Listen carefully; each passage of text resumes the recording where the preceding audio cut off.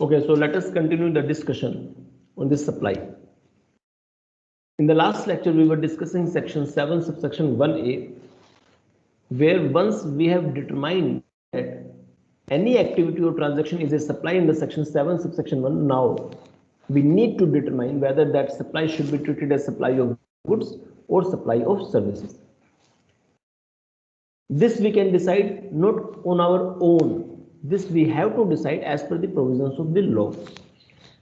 That some supply is a supply of service or some supply is a supply of service or supply of goods.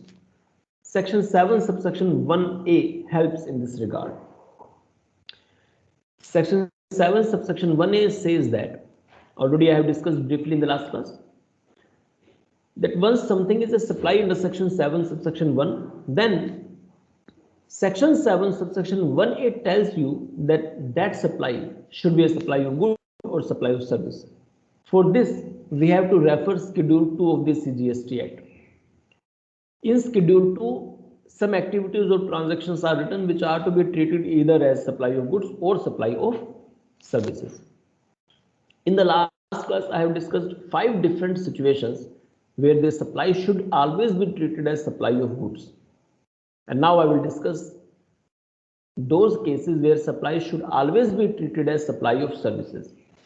Now, why there is a need to segregate whether any supply is a supply of goods or supply of services? Because the tax rates are different. In case of supply of goods, the tax rates are different. In case of supply of services, the tax rates are different. So that is why it is necessary to exactly determine whether any supply is a supply of goods or supply of services.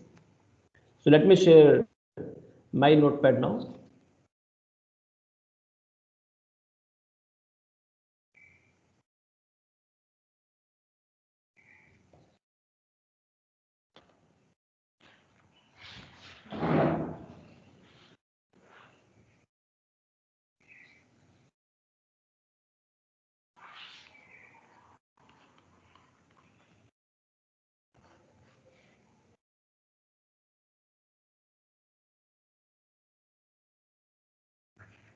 So once any supply has been determined as a supply under 7.1, then my next ladder is to apply section 7.1a. When I apply 7.1a, I by default take the help of Schedule 2 also. And these will help me in telling whether any supply is a supply of goods or supply of services.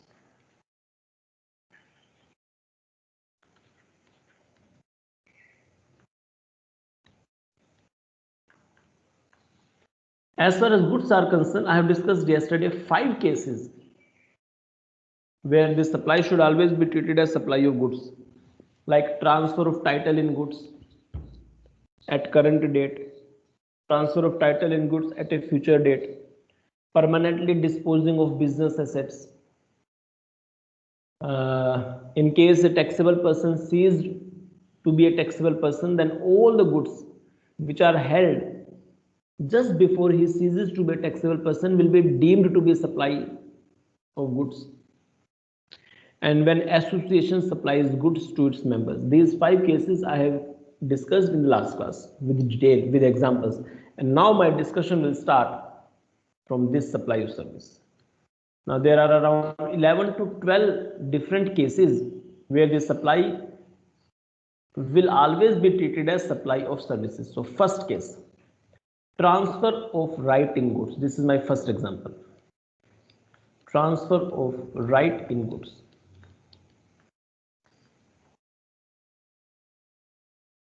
This is always treated as supply of services.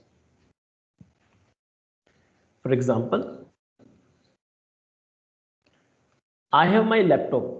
I have a laptop. In case I sell my laptop, it is a supply of goods. In case I sell my laptop, then it is treated as supply of goods because I am transferring the ownership of my goods to other person. It's a supply of goods. But I am not transferring the laptop.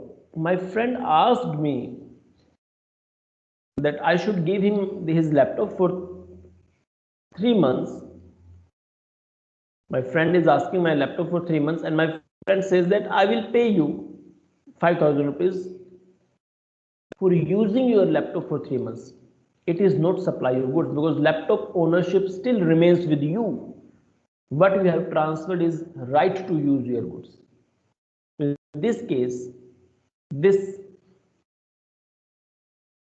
amount is related to a supply of service, where you supplied your services by transferring the right to use laptop for 3 months by your friend. It's a supply of services. That's it. This is my first example. When you transfer the title in goods, it becomes supply of goods. But when you transfer not the title in goods, but right to use your goods, then it is transfer of, it is supply of services. Transfer of right to use. Okay, the correct word should be transfer of right to use goods. The next point.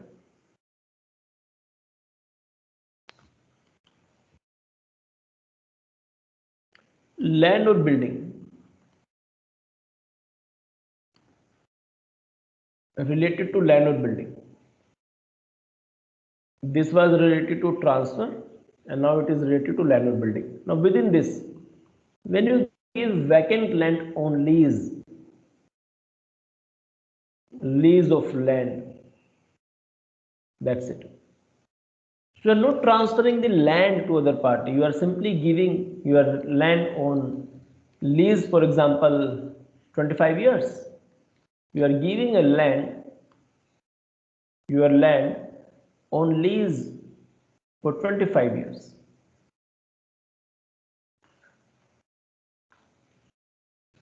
To your friend, to any person, and you will earn some amount for this. It is known as supply of service. It is known as supply of service. Similarly, you can give building on lease also. Building can also be given on lease oblique rent. Just like land can be given as lease or rent, building can also be given as lease or rent of building. Now, it does not matter whether this building is given for residential purpose. It does not matter whether the building is given for industrial purpose or commercial purpose. It does not matter. For whatever purpose you are giving, that is a supply of service.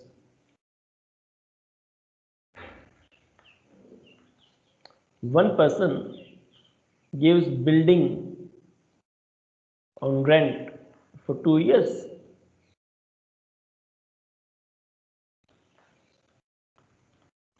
It is nothing but what? Supply of service.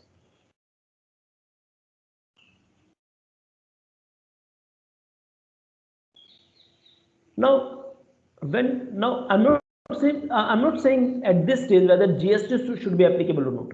I'm not saying this, because GST applicability does not depend whether something is supply or not. Okay, so whether GST is applicable or not, it is none of my business right now. I'm not discussing this, because just because something is a supply, it does not make a case fit to charge GST. You have to check other conditions also. Supply is must, but not the only condition to charge GST. There may be some exemption available. Now there are so many services which are tax free, which are not subject to GST. So even though those are treated as supply, but those supplies are tax free, so there is no GST. So make sure one thing, that when I say that I'm discussing with you supply, it does not mean that I'm saying that charge GST. I have to check other conditions also, which I will discuss with you in the due course of time. But without supply, there cannot be GST. That is sure. If something is GST, then it does not mean that. If something is supply, then it does not mean that there should be a GST. But without supply, GST cannot be there. This is sure. Second point, it is possible that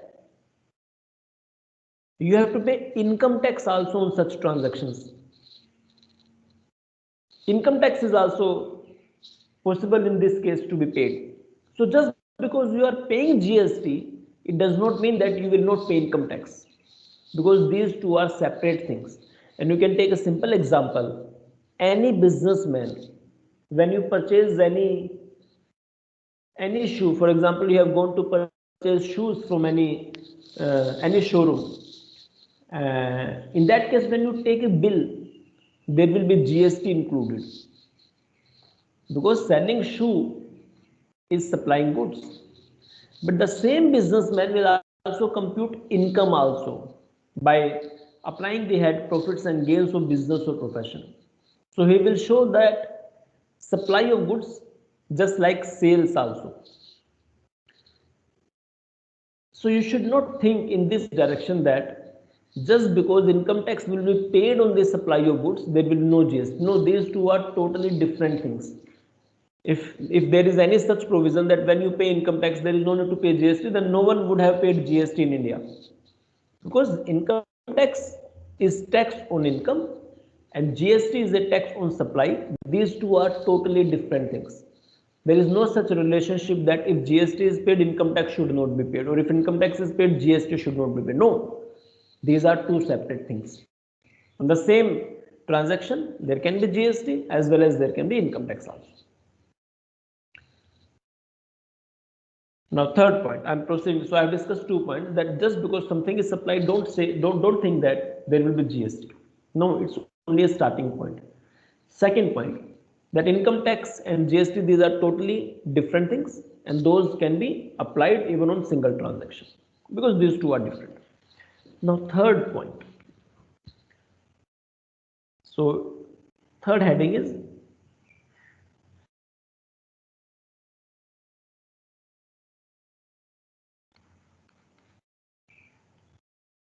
renting of immovable property. It is just like land or building, renting of immovable property.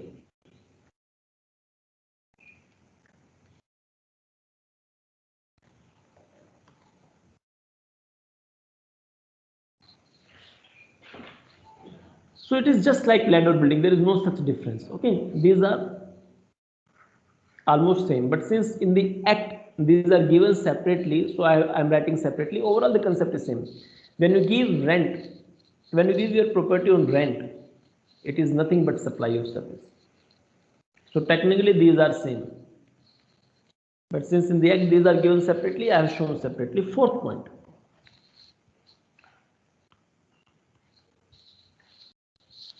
Fourth point should be transfer of intellectual property rights. Transfer of IPRs, intellectual property rights.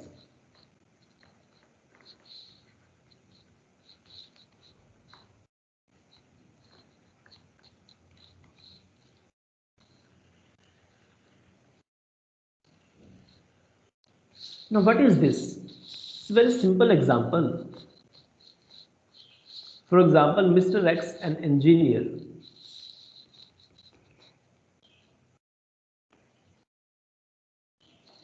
has designed an engine, has designed a new engine of four-wheeler. When, if used in the four-wheeler, will increase the mileage of the four-wheeler. Let us assume that if currently 1 liter, in 1 liter the car runs 14 kilometer, with this new engine, the same car can cover 18 kilometer. So it is a huge saving on petrol. And for example, Honda, okay, Honda cars, they have contacted this engineer and they have asked that give us this right to use your IPR. Now it is the intellectual property right of this engineer on this design. The right of engineer is there, of course, by following those rules and regulations, how to take registration, etc. Now, if Honda car says that give us this IPR to us for use for 2 years, and for using this engine, this new engine of yours for 2 years, we will give you 200 crore rupees. It's nothing but transferring the intellectual property. It's a supply of service. So permitting the use permitting the use oblique temporary transfer is nothing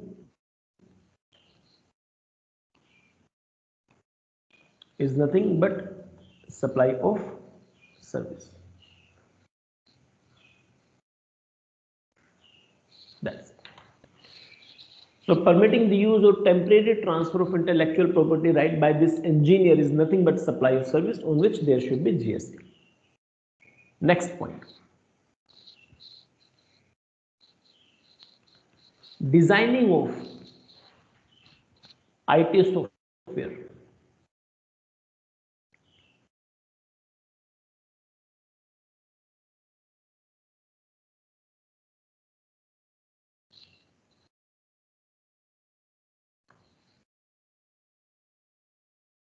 Designing of IT software, for example, now because of digitalization, so many things are now online.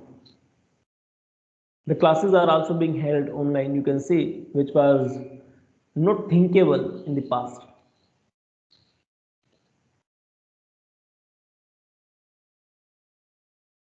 Now, for example,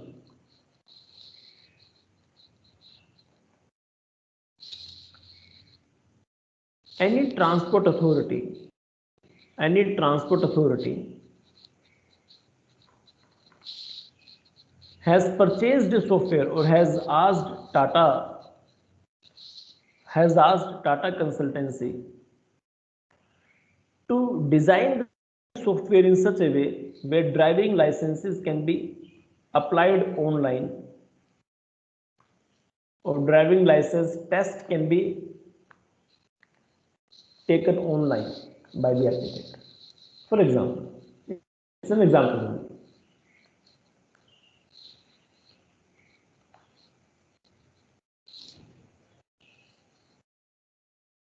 Now it's nothing. When Tata will design the software as per the requirements of this transport authority, it is known as nothing but supply of services. There will be GST applicable. This is my fifth point. Sixth point. Any process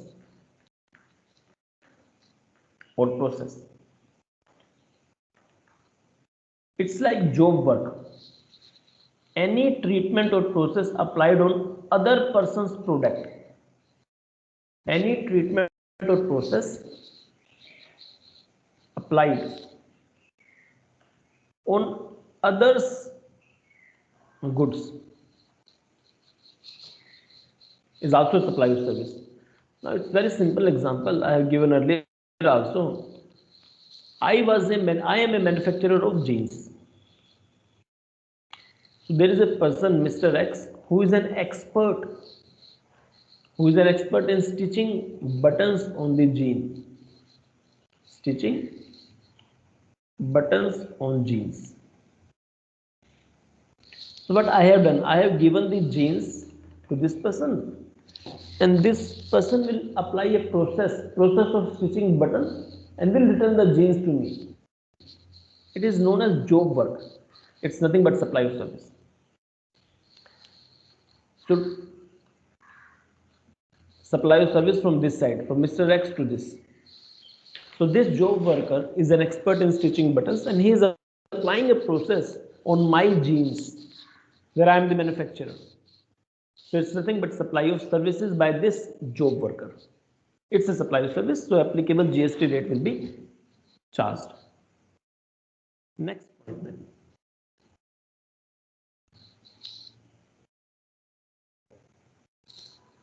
Business assets. Business assets. When my business, now giving the business assets, not personal assets, giving the business assets to other for non-business purpose. To other for non-business purpose. Or using the business assets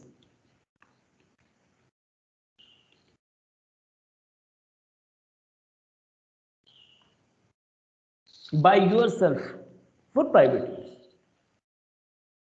is nothing but supply of service.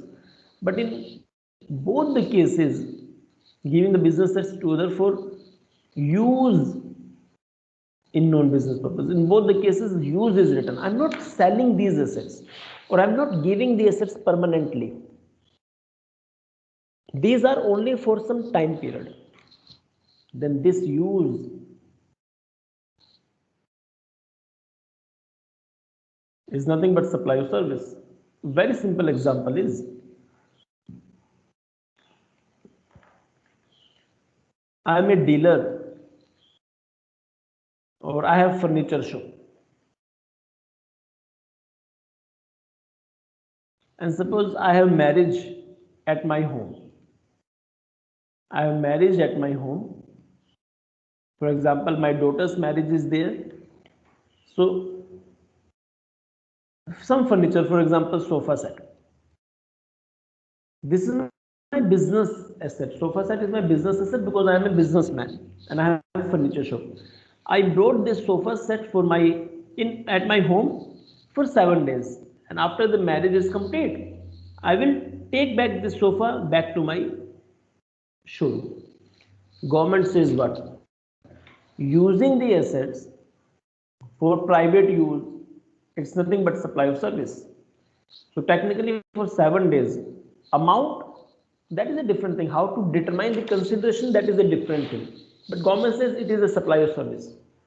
To yourself also, if you are using your own assets for your personal use, it's nothing but supply of service.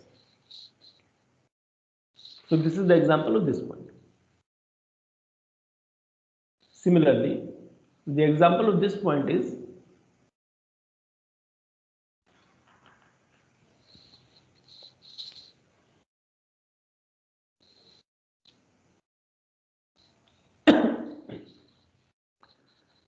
that I am a businessman, furniture shop owner, and now the marriage, or I do not know, whatever is this, but my friend is asking me that please give me your sofa for 2 weeks.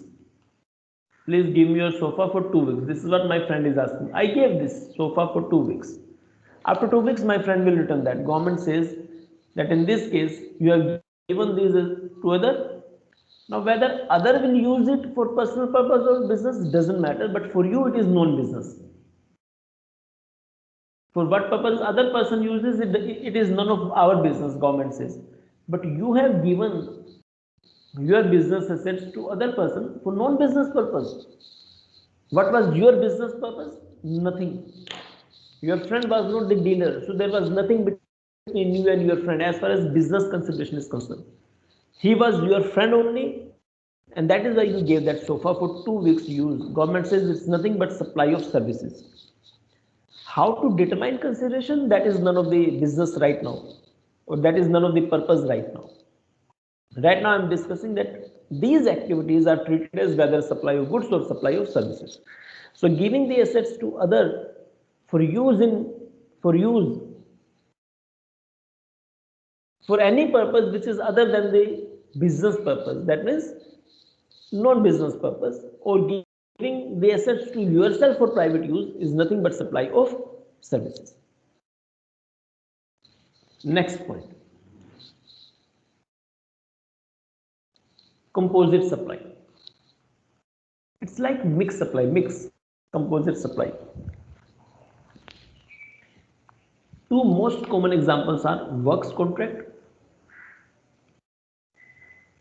What is work contract? When you have given a contract to construct a house to a contractor, where the contractor will use material as well as will supply services also, labor services, plumber service, electrician service. There are so many services involved. So in reality, it is a mix. This contract value is a mixture of goods and services. But Act says that in such a cases where it is almost impossible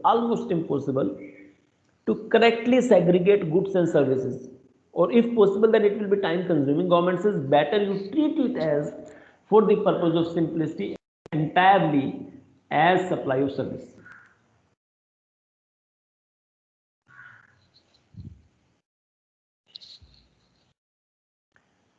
Similarly, restaurant service, where supply of goods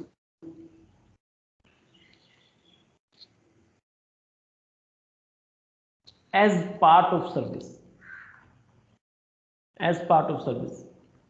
You go in any restaurant just because you are not because to consume the food only, but to enjoy the ambience also, to have some relaxation also. This is what the purpose of consuming the food in any restaurant. You want to enjoy that atmosphere, you want to feel that atmosphere. So you are consuming the food as a part of restaurant service. Okay, intention was not to consume food only, वो खाना तो घर पे भी खा सकते हैं, खाना ही खाना हो तो घर पे आराम से बैठ के खा लो, उसमें क्या फर्क पड़ता है, but no, you want to feel, you want to have different feeling. So you are consuming the goods as a part of service, where chef services, waiter services, ambience is provided by the restaurant. So for simplicity I can use the word restaurant. Now here also you don't consume the service only, you don't avail the service, you consume some goods also, but it is almost impossible to check in that bill how much is the value of the pulses, how much is the value of the weight rice. It's not possible. How much is the value of the onion? So let us, for the purpose of simplicity, this GST Act says that treat these as supply of services. Now in reality the meaning of composite is different, that I will tell you later on when we'll discuss this composite supply. Now you should not ask me right now that what should be the rate of GST on such supplies where the supplies are mixed of goods as well as services. In both the cases which I have discussed, work contract and restaurant service, you consume goods as well as service. So the rate may be different for goods, the rate may be different for service. At what rate I should charge, that is none of my business right now. I'm not discussing that. So you must be having one question in your mind, that on such composite supplies where the supplies are a mix of goods as well as services, at what rate you should charge. So this doubt should remain in your mind till we complete other sections. For the time being, the point to tell you is that the point behind telling this concept is that this is a supply of services, not goods. At what rate, that is another concept. Then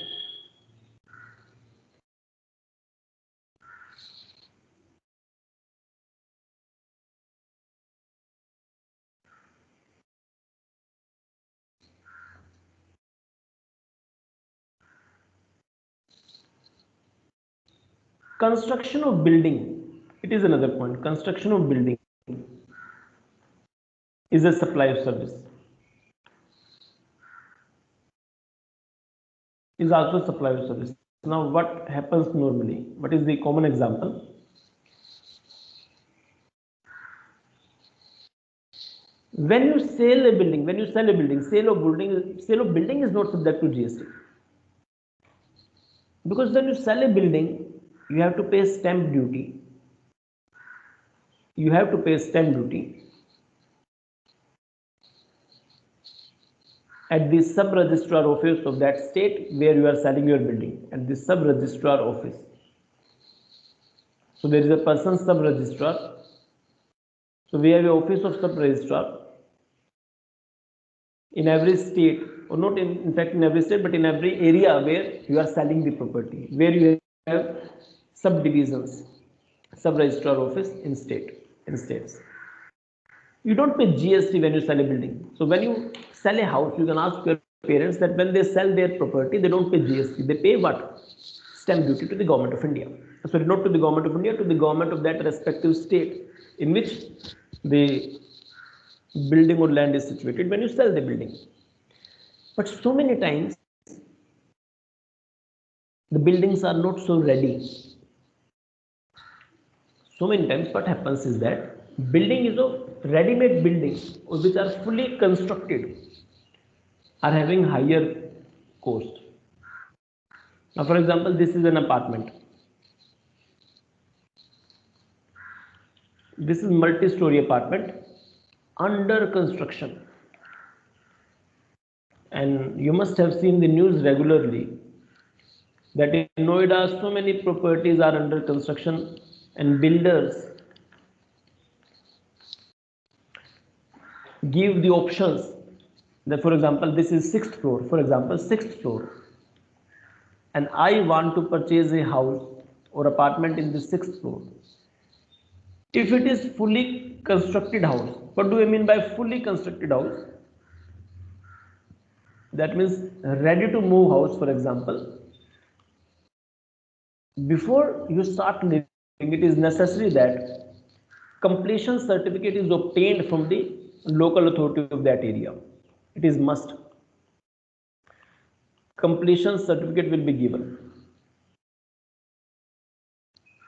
Okay, certificate of completion is must, so that the local authority satisfies that the apartment is safe, proper fire exit, etc., etc.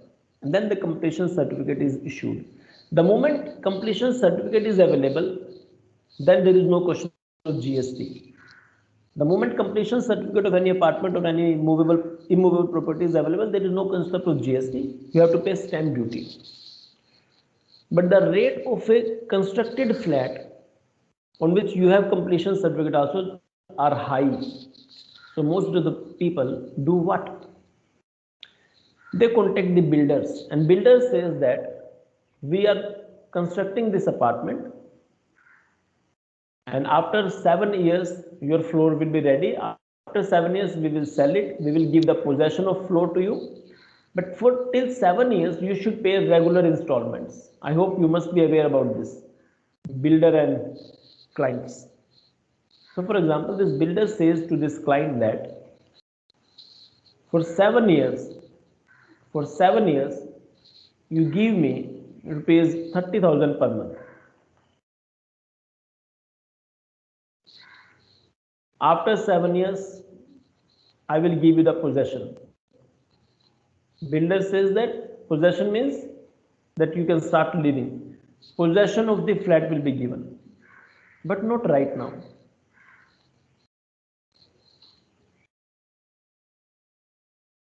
This is what builder has promised to this client, that give me 30,000 per month for 7 years. After 7 years I will give you the possession of the flat.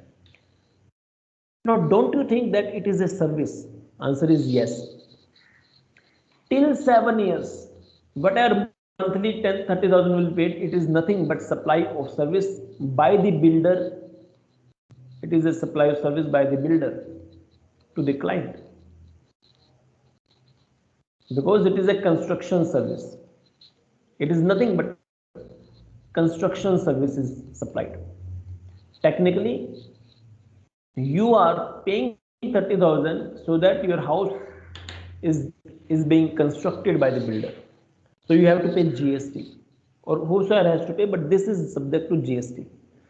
The moment completion certificate is obtained, then there is no question of paying any GST, because at that time it becomes an immovable property which is not a good.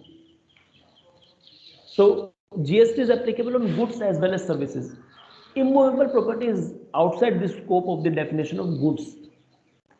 Immovable property is not within the definition of goods. Goods means movable properties. Now, service can be what? When the house is complete and when you sell the house, there is no question of service. No. But till house is complete, whatever you are paying regularly, it is nothing but a service from the builder to you, and that service is nothing but construction service on which there will be GST. And that is why it is mentioned that construction of building for a consideration, or let me write separately,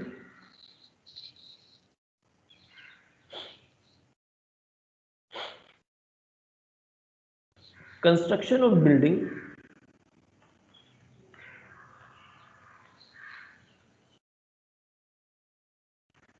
for a consideration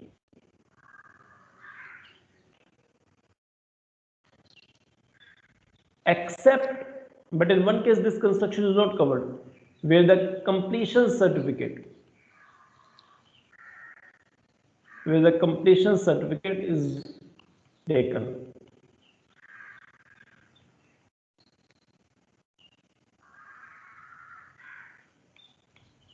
So once you have obtained completion certificate, now technically it is more technical. We have to check within 1 year or obtaining completion certificate or possession, whichever is etc. etc. So there is a need to compare so many points, 2 points. But I am not discussing for the purpose of simplicity right now.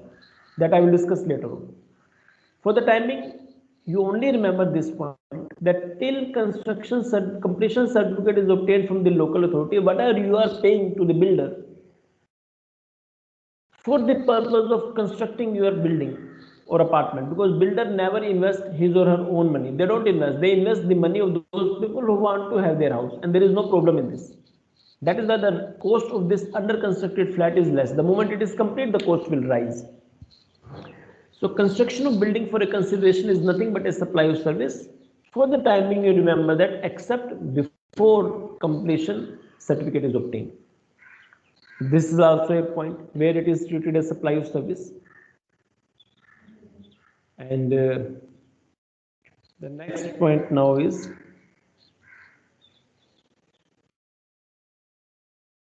last point.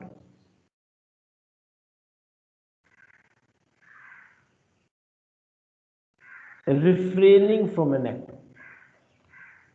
Not doing something is also a service. If you are not working for because of someone, technically you are supplying a service. How? Let me assume that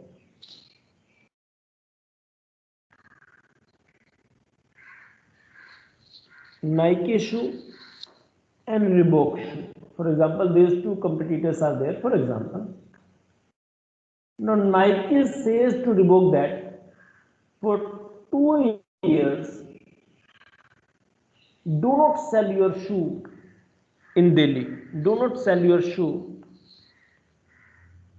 in Delhi. For 2 years, don't sell your shoe in Delhi. For this purpose, I will give you 800 crore rupees. Not selling for 2 years in one region, your competitor is offering you 800 crore. So don't you think technically it's a supply of service? Answer is yes. So technically Reebok is supplying a service of not doing an act or refraining to sell the shoe. It's a supply of service. That's it. Now this is what my schedule 2 is. When these activities or transactions are treated as supply of services. So let us wind up the discussion here, and in the next class, now I will discuss with you Schedule 3, which tells me so many supplies which are tax free. So next class the discussion will be on Schedule 3. It is the discussion of next class. Because right now I have been discussing whether something is a supply or not. If something has become a supply, whether it will be treated as supply of goods or supply of services. But in the next class, I will discuss with you some supplies which are not at all treated as supply. And if these are not at all treated as supply, there is no question of GST. The simple example is services performed by Supreme Court. Honorable Supreme Court is also giving these services. Your case goes to the Supreme Court, you fight your case. So court is also offering the services. President of India is offering the services. Prime Minister is doing the service. Chief Minister is doing the service. Bureaucrats are doing the service. So these are having constitutional position. That is why these services are not treated as supply of service. Member of Parliament is doing the service. It is not treated as supply of service. Employer-employee relations. When employee works for the employer. Now I am working on behalf of the institution. I am giving my teaching services to you, but on behalf of the institution. It is not a supply of service. So there are so many those points which we will discuss in the next class, where there are some supplies which are not at all treated as supply of goods or supply of service, and that is why if something is not at all supply, there is no question of GST. So that's all from my side. Goodbye for now. In case you have any doubt, you can stay with me and ask me your doubts. Otherwise, goodbye.